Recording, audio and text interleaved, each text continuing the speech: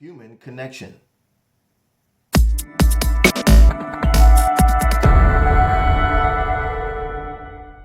Hi everyone, Antonio Thornton. Today is March 5th, day and lesson number 64 of 365 Science of Mind. Today's lesson is entitled Human Relations, and I have a couple of quotes that I found that I felt were applicable for this lesson. And the one is, people find meaning and redemption in the most unusual human connections. And that is from Khaled Hosseini. And also from Leonardo da Vinci is, learn how to see. Realize that everything connects to everything else. So today's lesson, Human Relations, starts with, there is one spirit incarnated in everyone, an immortal presence forever expanding everything, causing everything to grow. What a difference it would make in our human relations if we tried to sense the meaning of this divine incarnation in all people and adjust our viewpoint to the truth that all are bound together in the unity of God. While it is true, as the scripture says, that now we see through a glass darkly, there still is hidden within each one the cause of all life and all aspiration and all faith.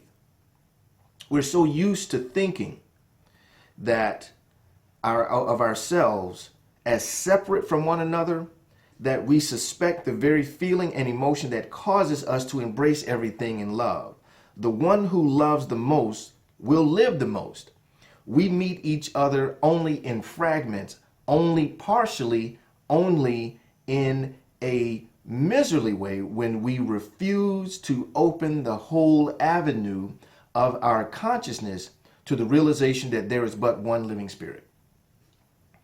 Now, if our human relations are meant to mean the most to us, we must sense that there is hidden within, around, and through each of us a divine presence manifesting itself in infinite variations.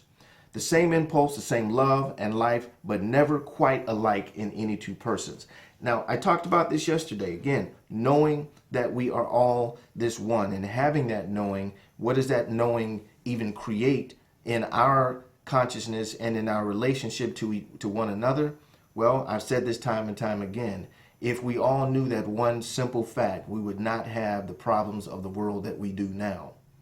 Every single problem, every single problem, every single problem, every single problem, every single problem, every single problem. And no, there's nothing wrong with your video. It's not a scratched record, if you will, and I'm not DJing here. I'm emphasizing that every single problem we have is a result of the forgetting that we are all one in mind and spirit. That is where every single problem comes from. Every single one. Listen to this. I find this to be fascinating. The ones who love the most will live the most. Think about that. Think about, instead of me competing with you to make more money, to look better, to have more stuff, to get more women, instead of me competing with you on getting all this other stuff, I competed with you on who could love each other the most. Wow. What a contest that would be. What a contest it would be for us to love each other. You know, I got to say this. I found this really awesome. I can't remember where. I was on YouTube, and I can't remember the guy's name, but they have what's called a positive rap battle. They have a positive rap battle where there's two guys rapping back and forth, battling each other in the same fervor, the same fury, the same, the same, I don't want to say the same energy, because it's not the same energy, but the same level of enthusiasm, but they're saying nice things about each other. It is amazing. And the creativity that goes into it is just phenomenal to me. Just take a look at that, positive rap battles. But let me read this next sentence and you'll see where I'm going with this. The one who loves the most will live the most. We meet each other only in fragments. Only partially. And listen to this, only in a miserly way. when we refuse to open the whole avenue of our consciousness to the realization that there is but one living spirit. So me hugging you, me loving you in this, surface level, humanly level is only partial and in fragments. What the real love and where the real connection and where the real hugging comes from is that spiritual hugging.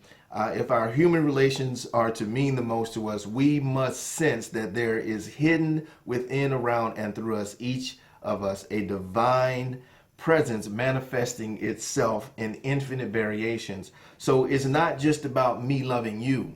It's not just about me saying to you, hey, I appreciate you. And again, not to say that those are bad things, but me looking at myself separate from you, loving you, it's still partial, because reality of it is that we're all one, with each of us being manifested as individuations of the infinite.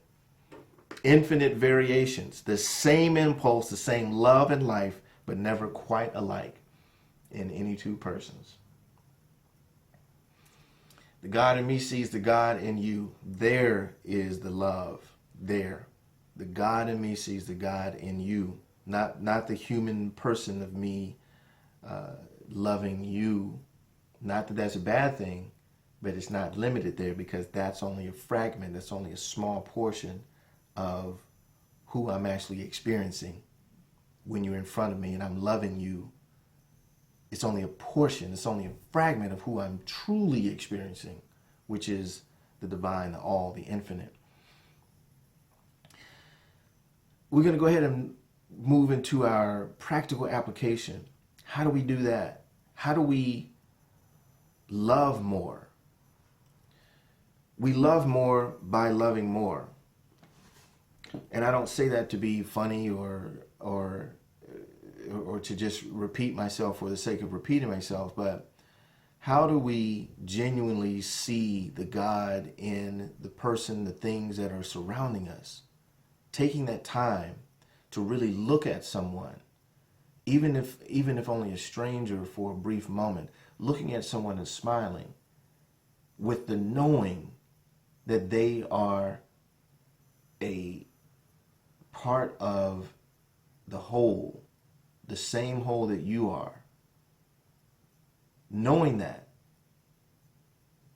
you can choose to greet people with namaste, with that phrase. You can choose to greet people in that way. Now, in certain parts of our society, people might look at you weird and strange, but who cares at the end of the day? But even if you choose not to greet people with the phrase namaste, choose to greet them with the energy of namaste. Choose to greet them with the energy of the God in you, seeing, meeting, greeting, loving, and experiencing the God in them. That's the way to love more. That's the way we love more. So let's move on to our meditation and affirmation portion of today's lesson. And we're going to start out as we always do, which is taking on the peaceful and contemplative energy by just breathing in and holding it for a second and then breathing out. And as I always do, I say these affirmations in first person for myself, because that is what I can do. And I can speak only to what my experience is, and you can choose to take on these same words for yourself and choose to live into them as well. So we're going to take a deep breath in and hold it for a moment and let it out. That just feels good.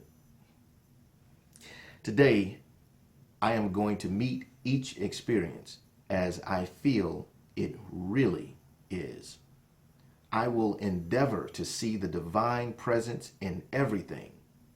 I am demanding of myself that I see and sense and feel the one life that flows through all things. I affirm this presence and accept its beneficent action because it already is. As I go forth today and embark on the wonderful experience of living, I am on a journey of self-discovery and also of the discovery of the self hidden in everyone and the power in back of everything. And so it is. As always, folks, like, comment, share. I love to get your feedback. Anything I can do to make this better. Maybe I'm doing just right. Who knows? But I'm always open to your feedback, and I appreciate your sharing this with anyone you feel, whom you feel can benefit from these lessons. I look forward to seeing you tomorrow for another episode of 365 Science of Mind. My name is Antonio Thornton. Take care.